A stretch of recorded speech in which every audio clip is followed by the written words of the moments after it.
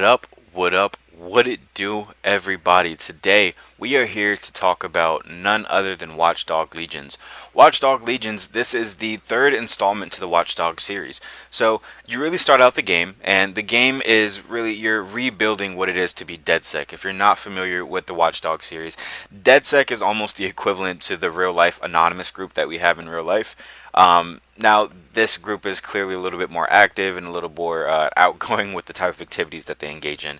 But that's really the premise of the game. So you start out the game, you choose really just a random NPC. Each NPC within the game is a recruitable member for you. So any person you see, young, old, you can recruit them to become a part of your team. So it's a really cool aspect of the game. Each one has their own kind of perks, skills, and strengths, weaknesses, things like that. So, for example, you might find an old person on the street who you recruit who has access to some really cool drones.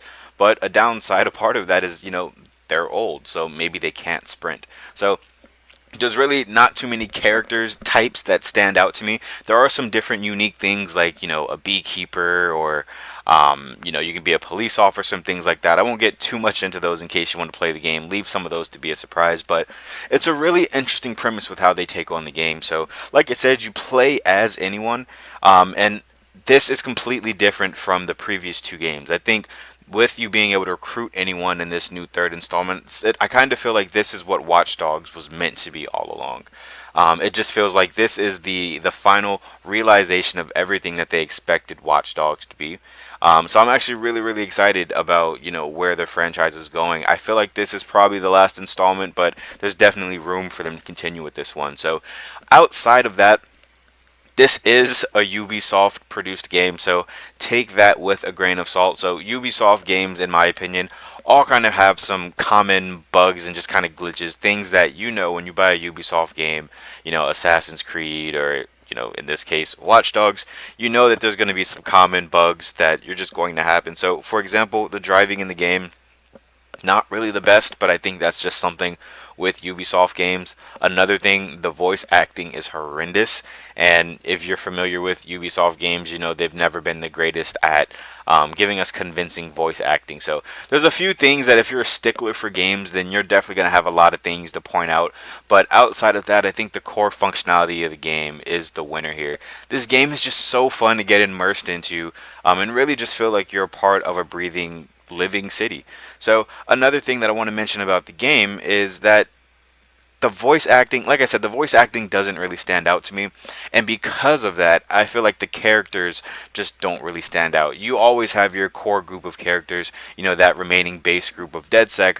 But when you're talking with the crew members, when you're having that dialogue, it I just feel like there's no real reason for me to care outside of the fact that I'm having fun playing the game. I don't really care about the main characters. I don't care about their struggles. I don't care about what DedSec is trying to do to get their stuff back.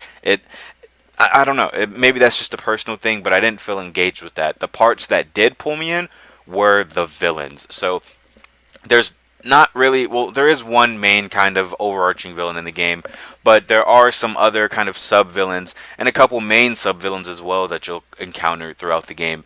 And I think the stories, the voice acting, and everything a part of the missions that explained just really what happened in their past to make them as evil and crazy as they are. I think they did a phenomenal job with that.